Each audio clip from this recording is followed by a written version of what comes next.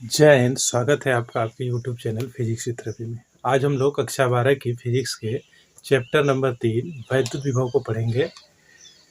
इस चैप्टर में हम लोग वैद्युत विभव, वैद्युत विभवांतर, समविभव पृष्ठ, वैद्युत स्थितिज ऊर्जा, वैद्युत ध्रुव के अक्ष में वैद्युत विभव और निरक्ष में वैद्युत विभव आदि चीज़ों को पढ़ेंगे। तो आइए समझते हैं वैद्युत विभव होता क्या है। मान लीजिए आपका कोई बिंदु आवेश Q है, इसके चारों ओर इसका वैद्युत क्षेत्र होगा।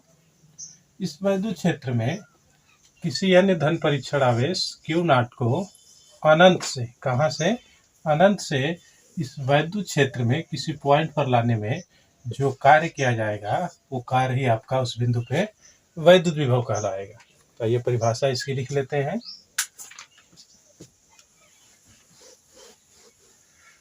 परिभाषा होगी, हेडिंग लिख लेना, वैद्युत विभव। वैद्युत विभव, वैद्युत विभव परिभाषा रहेगी इसकी, एकांक धन परीक्षण आवेश को, एकांक धन परीक्षण आवेश को, धन परीक्षण आवेश को अनंत से, कहाँ से भाई, अनंत से, अनंत से वैद्युत क्षेत्र में, किसी वैद्युत क्षेत्र में, वैद्युत क्षेत्र में किसी निश्चित बिंदु तक, किसी निश्चित बिंदु तक, निश्चित बिंदु तक लाने में, बिंदु तक लाने में किया गया कार्य, किया गया कार्य उस बिंदु पर, उस बिंदु पर वैद्युत विभव कहलाता है। उस बिंदु पर वैद्युत विभव कहलाता है। क्या कहलाता है भाई, उस बिंदु पे वैद्युत विभव कहलाता है। इसे हम लोग V से प्रदर्शित करते हैं, इसे V से प्रदर्शित करते हैं। किससे प्रदर्शित करते हैं भाई, V से। हम लोग इसका वही वाला फिगर बना लेंगे। मान लीजिए कोई आपका बिंदु आवेश है और इसके चारों ओर इसका वैद्युत क्षेत्र है। इस वैद्युत क्षेत्र में हम लोग एक धन परीक्षण आवेश Q0 को, जो कि अनंत पर है, वहां से किसी पॉइंट पे लाएंगे और लाने में जो कार्य होगा W, वही इसका कहलाएगा वैद्युत विभव। इसे भी लिख लेंगे, यदि यदि धन परीक्षण आवेश, धन परीक्षण आवेश Q0 को, धन परीक्षण आवेश Q0 को अनंत से, अनंत से वैद्युत क्षेत्र में, वैद्युत क्षेत्र में लाने में किया गया कार्य W हो, किया गया कार्य W हो, तब उस बिंदु पर वैद्युत विभव, उस बिंदु पर वैद्युत विभव V बराबर होगा W/Q0। यही है वैद्युत विभव का फार्मूला, V बराबर W/Q0।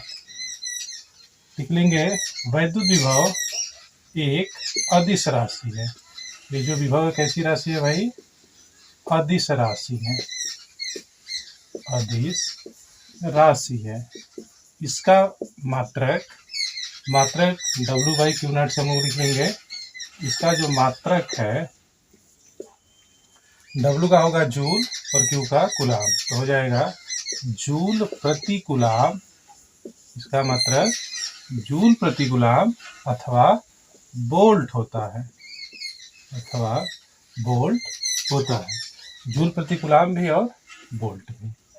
हम लोग इसकी विमा भी लिख लेंगे। तो विमा क्या हो जाएगी इसकी, विमा होगी V की विमा लिखने के लिए W की विमा और Q की विमा। तो W कार्य है, कार्य की विमा होती है mL2T-2 और आवेश की विमा होगी AT। जब हम लोग इसे सही से लिखेंगे तो हो जाएगा mL2T-3A-1। तो विमा हो जाएगी mL2T-3A-1 और मात्रक वोल्ट या जूल प्रति कूलाम। तो ये हो गया आपका वैद्युत विभव।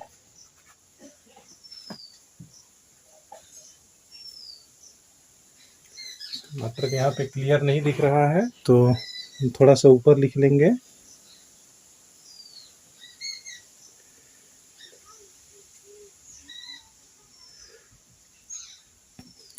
वैद्युत विभव का जो मात्रक है थोड़ा सा हम ऊपर लिख लेते हैं या यहीं पे जूल प्रति कूलाम अथवा वोल्ट अथवा क्या हो जाएगा वोल्ट हो जाएगा। आप कक्षा 10 में भी विभव का मात्रक पढ़े हो, ठीक है।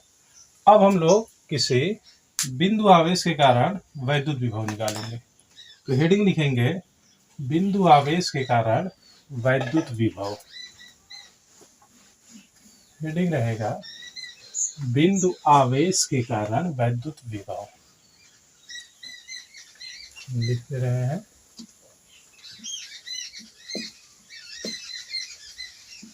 बिंदु आवेश के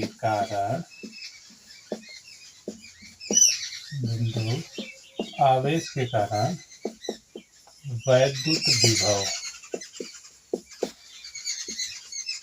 सबसे पहले हम लोग एक बिंदु आवेश ले लेंगे और उसके कारण किसी पॉइंट पे हम लोग वैद्युत विभव निकाल लेंगे। मान लीजिए कि कोई आपका बिंदु आवेश Q है और बिंदु आवेश Q है, इससे R दूरी पे, कितनी दूरी पे, R दूरी पे कोई पॉइंट P है और इसी पॉइंट P पे हम लोग वैद्युत विभव निकाल लेंगे। चित्र के बारे में लिखेंगे, माना एक बिंदु आवेश Q है, इससे R दूरी पे कोई बिंदु P है जहां वैद्युत विभव की गणना करनी है। लिखेंगे माना कोई बिंदु आवेश Q है, इससे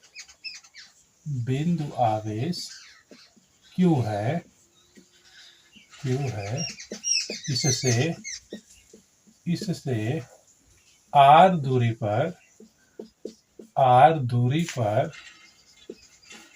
कोई बिंदु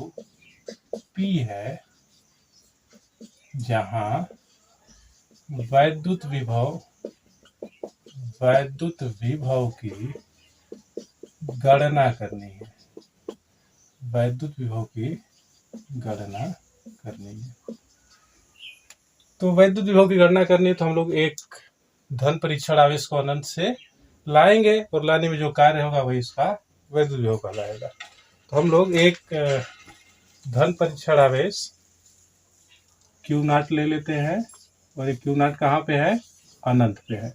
अब अनंत से यहाँ तक लाने में जो कार्य होगा वही क्या कहलाएगा, वैद्युत विभव। चूंकि अनंत से लाना है तो हम लोग सबसे पहले इसे मान लेंगे कि ये जो बिंदु आवेश Q0 है वो इससे x दूरी पर है। कितनी दूरी पे है, x दूरी पे है और इसे थोड़ा सा डिस्टेंस dx, सूक्ष्म विस्थापन इसका dx कराया जाता है।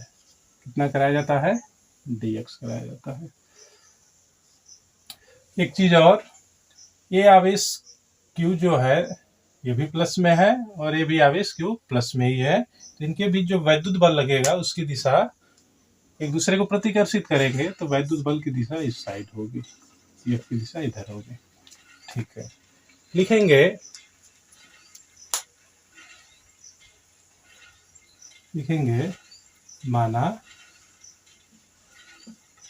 माना कोई बिंदु आवेश Q0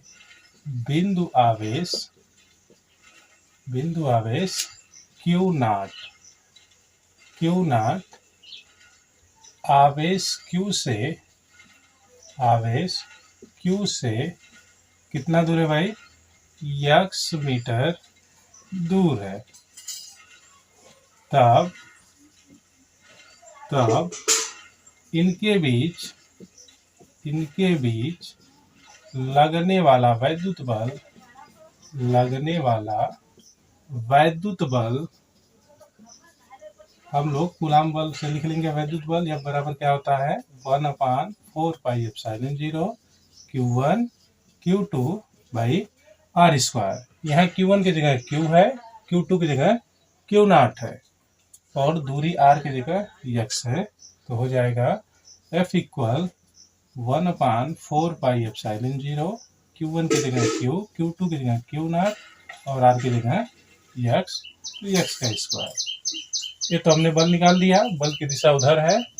अब हम लोग इस Q0 का सूक्ष्म विस्थापन dx करेंगे। तो लिखेंगे Q0 को सूक्ष्म विस्थापन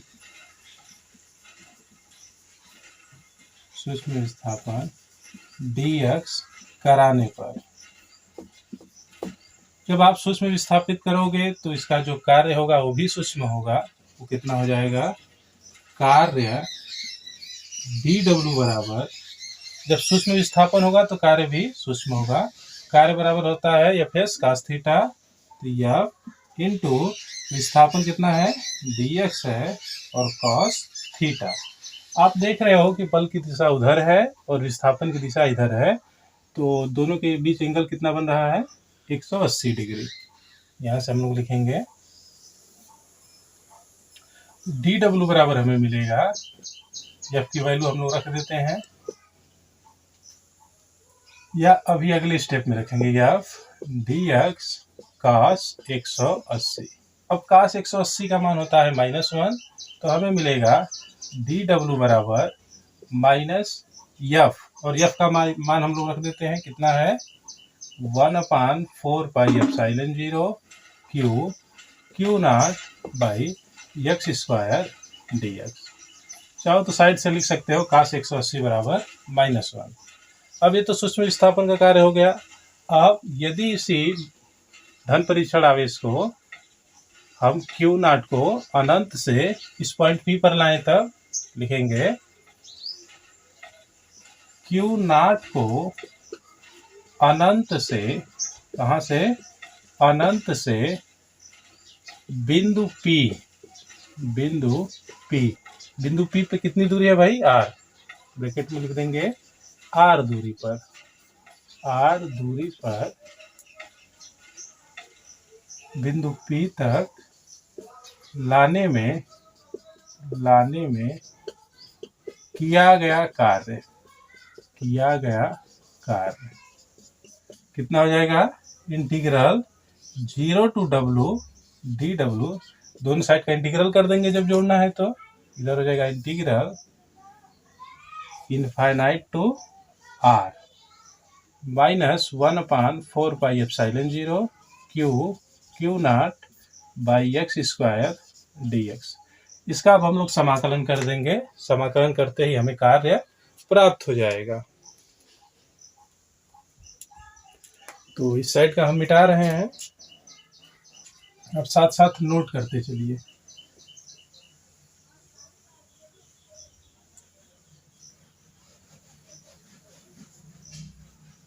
तो हमें मिलेगा, इस साइड का इंटीग्रल कर देंगे, इंटीग्रल 1 dx का x होता है, तो 1 dw का w हो जाएगा। हमें मिलेगा w बराबर, इसमें से चूंकि dx x के रेस्पेक्ट में समाकलन करेगा तो बाकी चीज़ों को हम लोग बाहर निकाल लेते हैं। आ जाएगा -1/4πε0 Q0 integral infinite to r। 1/x square को हम लोग ऊपर ले जाएंगे तो हो जाएगा x to the power -2 dx। समाकलन कर देंगे, मिलेगा -1/4πε0 Q0। समाकलन में क्या होता है? घात में एक जोड़ देते हैं, तो x टू द पावर -2 + 1/, -2 + 1 और इनफाइनाइट टू r, अनंत से r तक। हल कर लेंगे इसे, हमें मिलेगा 1/4πε0 क्यू नॉट। इसे हम लोग हल कर लेंगे तो आ जाएगा x⁻⁻1 और अपान -1, लिमिट वही रहेगी इनफाइनाइट टू r। ये वाला माइनस और ये वाला माइनस, माइनस माइनस प्लस हो जाएगा, हमें मिलेगा 1/4πε0 क्यू नॉट। x⁻⁻1 है, नीचे लिखेंगे तो हो जाएगा 1/x limit infinite to r। अब x ने एक बार r रखेंगे माइनस करके इनफाइनाइट, तो हमें मिला 1/4πε0 क्यू नॉट 1/r -1/इनफाइनाइट। अब 1/इनफाइनाइट को हम लोग लिख सकते हैं 0। हमें प्राप्त होगा कितना भाई, W बराबर मिल जाएगा 1/4πε0 क्यू नॉट/r क्यू नॉट/r। ये तो हमें कार्य प्राप्त हुआ। चूंकि V बराबर क्या होता है W/Q, तो लिखेंगे बिंदु P पर वैद्युत विभव, बिंदु P पर वैद्युत विभव V बराबर होता है W/Q0। W का मान हम लोग रख देंगे तो हमें मिलेगा V बराबर 1/4πε0 क्यू नॉट बाई r और टोटल के अपान Q0। अब Q0 से Q0 कट जाएगा, हमें फाइनल V बराबर मिलेगा, क्या मिलेगा, V बराबर 1/4πε0 Q/r। यहाँ क्लियर ना दिख रहा तो हम यहाँ लिख दे रहे हैं, हमें मिला है V बराबर 1/4πε0 Q/r। यही किसी बिंदु आवेश के कारण वैद्युत विभव है। ध्यान देना, वैद्युत विभव के सूत्र में हम लोग आवेश को चिन्ह सहित रखते हैं, तो स्टार बना के लिख लीजिएगा आप, यहीं पे हम लिख दे रहे हैं। वैद्युत विभव के सूत्र में, वैद्युत विभव के सूत्र में, इस वाले सूत्र में आवेश को चिन्ह सहित रखा जाता है, चिन्ह सहित रखा जाता है। इसका अर्थ यह है कि आवेश प्लस का रहेगा तो प्लस में रखेंगे और माइनस का रहा तो माइनस में रहेंगे। ये हो गया आपका बिंदु आवेश के कारण वैद्युत विभव।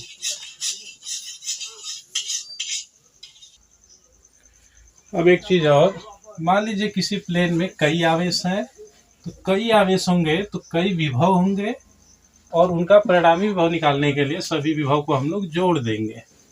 हम लिख दे रहे हैं, मान लीजिए किसी स्थान पे कई आवेश हैं, Q है, Q1 है, Q2 है, Q3 है, और किसी पॉइंट पे दूरी क्रमशः R1 है, R2 है, R3 है, ऐसे ही एक Qn तक है और दूरी Rn तक है। पहले के कारण विभव V1 हो, दूसरे के कारण V2 हो, तीसरे के कारण V3 हो, और ऐसे ही ये Vn हो। तो जो परिणामी विभव V होगा वो होगा V1 plus V2 plus V3 plus dot dot Vn। यह अदिश राशि हम लोग इसे सीधे सीधे जोड़ देंगे, ठीक है। इसे विभव का अध्यारोपण सिद्धांत भी कहते हैं। तो क्या करना है, कई विभव हो तो हम लोगों को सीधे सीधे इन्हें जोड़ देना है और आवेश को चिन्ह सहित रखना है। अब हेडिंग लिखेंगे हम लोग, हेडिंग रहेगा आवेशित कण की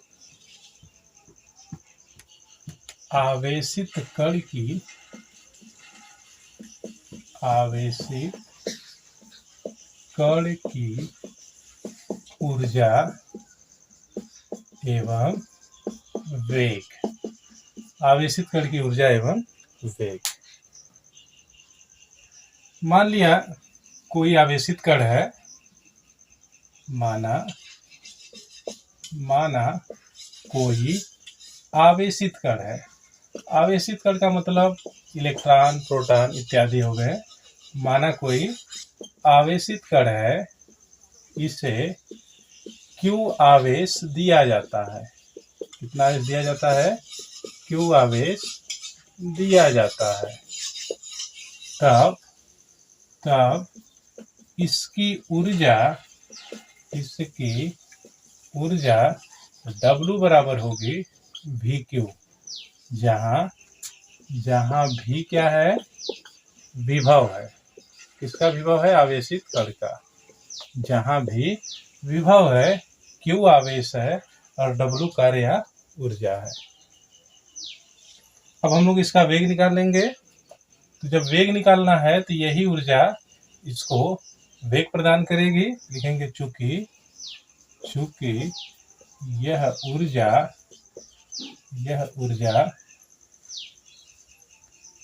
वेग प्रदान करेगी। इसी ऊर्जा को हम लोग वेग के रूप में लिखेंगे और वेग के रूप में जो ऊर्जा होती है उसे हम लोग गतिज ऊर्जा कहते हैं। अतः VQ बराबर मिलेगा, W की जगह हम लोग लिख दे रहे हैं गतिज ऊर्जा। गतिज ऊर्जा हो जाएगी 12 mv²। ध्यान देना, ये वेग वाला भी है और ये वाला भी आपका विभव है।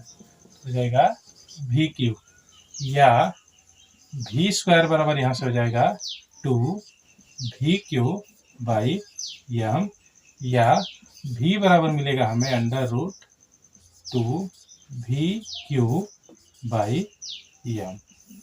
यह है आपका आवेशित कण का वेग। ठीक है, 2VQ/m। जरूरत पड़ने पे हम लोग इसे चेंज कर लेंगे।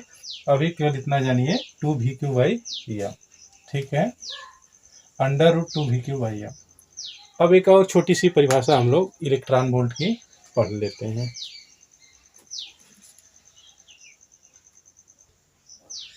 अब हम लोग हेडिंग लिखेंगे इलेक्ट्रॉन वोल्ट।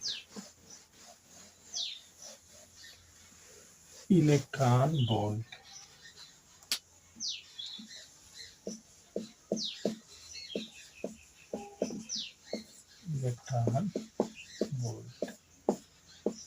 नाम से ही क्लियर होगा कि किसी इलेक्ट्रॉन को क्या दिया जाएगा? 1 वोल्ट का विभव दिया जाएगा। लिखेंगे परिभाषा, किसी इलेक्ट्रॉन को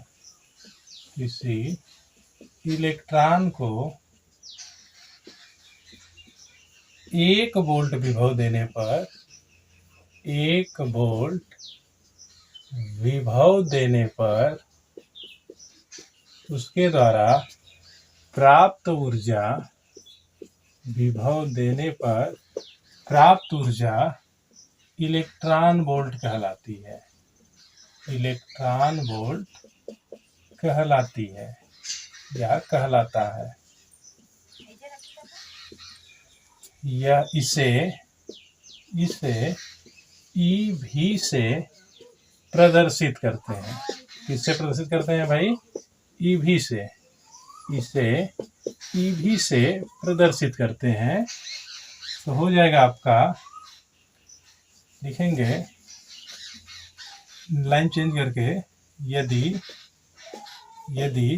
किसी इलेक्ट्रॉन को 1 वोल्ट विभव दिया जाए, 1 वोल्ट विभव दिया जाए, तब W बराबर अभी हमने पढ़ा क्या होता है? VQ। यहाँ V बराबर क्या है? यहाँ V बराबर है 1 वोल्ट और जो Q है कितने के बराबर है? 1 इलेक्ट्रॉन के बराबर। तो हमें W बराबर मिलेगा, W बराबर V की जगह 1 रखेंगे और Q की जगह 1 इलेक्ट्रॉन। E का मान हम लोग रख देंगे तो हमें मिलेगा W बराबर 1 गुणे E का मान 1.6 गुणे 10⁻⁻19। इस प्रकार हमें मिल गया W बराबर 1.6 गुणे 10⁻⁻19 जूल। अतः 1 इलेक्ट्रॉन वोल्ट बराबर होगा ये कार्य ही, ये कार्य या प्राप्त ऊर्जा ही क्या कहलाता है? Electron volt. तो हो जाएगा, हमें प्राप्त हो जाएगा 1 इलेक्ट्रॉन वोल्ट बराबर 1.6 गुणे 1.6 गुणे 10 की घात -19 जूल।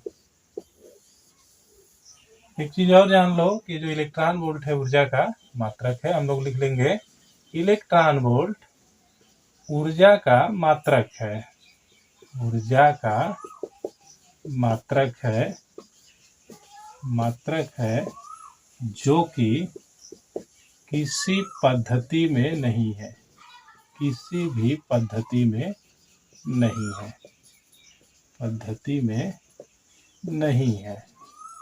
इलेक्ट्रॉन वोल्ट समझ में आया होगा। किसी इलेक्ट्रॉन को 1 वोल्ट विभव देंगे तो जो ऊर्जा प्राप्त कर लेगा उस ऊर्जा को ही हम लोग कहेंगे 1 इलेक्ट्रॉन वोल्ट। हमने ऊर्जा के सूत्र या कार्य के सूत्र W बराबर वी क्यू में V की जगह 1 वोल्ट और Q की जगह 1 इलेक्ट्रॉन रखा। हमें W बराबर मिला 1.6 गुणे 10 की घात -19 और यही जो कार्य ऊर्जा है यही हो जाएगी इलेक्ट्रॉन वोल्ट के बराबर। तो 1 इलेक्ट्रॉन वोल्ट बराबर हमें मिला 1.6 गुणे 10 की घात -19 जूल। इसे आप याद रखोगे। तो बच्चों आज की वीडियो में इतना ही। आगे हम लोग अगले टॉपिक को पढ़ेंगे। तब तक आप वीडियो को ज़्यादा से ज़्यादा लाइक शेयर सब्सक्राइब करें, वीडियो को ज़्यादा से ज़्यादा वॉच करें। धन्यवाद।